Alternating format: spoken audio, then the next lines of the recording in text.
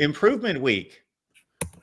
What do they need to improve on? Should it have been 66-0 last week?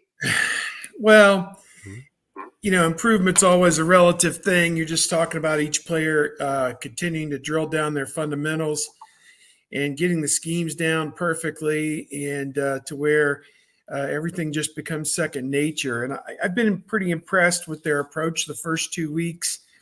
I think they've played 6 quarters out of the 8 of pretty good lights out football. It was 17-3 at halftime of the Akron game.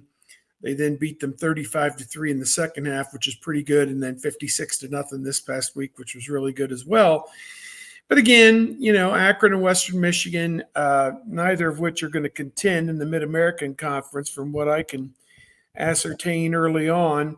Doesn't appear like either of them are going to be quality MAC teams this year. So I think you have to take all of it with a grain of salt. It was great to get. They said they had 80 guys who actually got on the field this past week. And, you want a way to get everybody excited about what they're doing is put them out there on a Saturday in front of, 100,000 of their closest friends and family. And that's one way to do it. Get everybody out there. And I think there's probably some pep in the step of a lot of people over there coming to work this week. Kind of a truncated work week, even though it is improvement week. Going pretty hard on the field Tuesday, Wednesday, Thursday. Taking Friday off because the coaches are going to fan out all across the country on Friday to go see high school players play. May even go to a few high school games if there are some on Saturday to attend. The players will have Friday and Saturday off.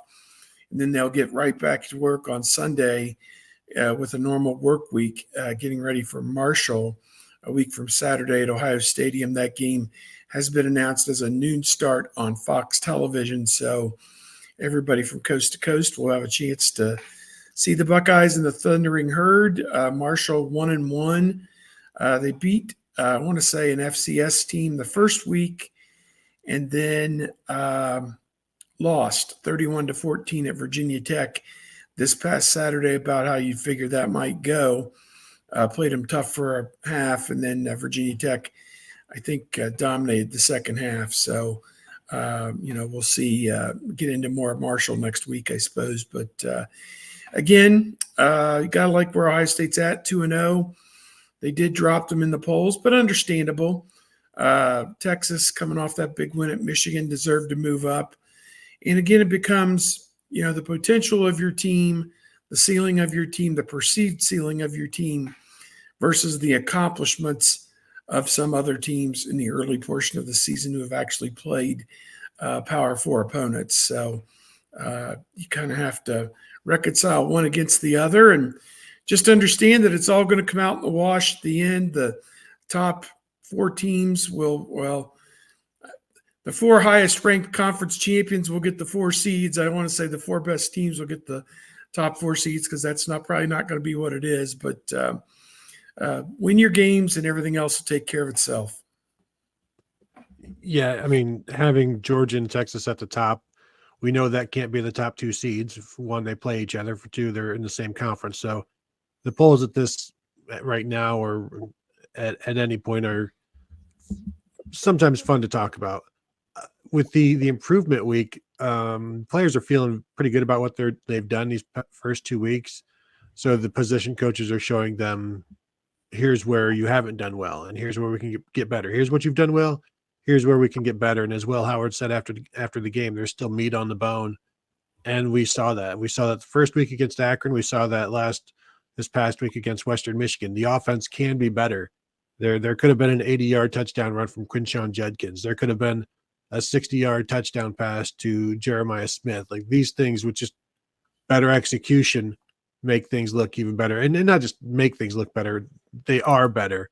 The execution is there. As Ryan Day says, the standard is the standard regardless of the opponent. So they didn't hit that standard as much as they wanted. I don't know how many champions they had. Ryan Day didn't really talk about that.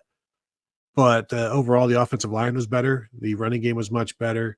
So I think you're seeing the positives, and that when Day says that the running game takes time and that Chip Kelly's going to be patient with it, you saw some of the results of that this past week. So continue to keep everybody not just fresh, But Ryan Day said this is a hungry team right now, so you got to feed them in practice, give them a couple of days off, and then get right back to it. You don't want them hitting a lull. And yeah, nobody's going to be worried about Marshall, but how worried was Notre Dame about Northern Illinois after winning at College Station? How worried was Notre Dame 2 years ago when they played Marshall? Yeah.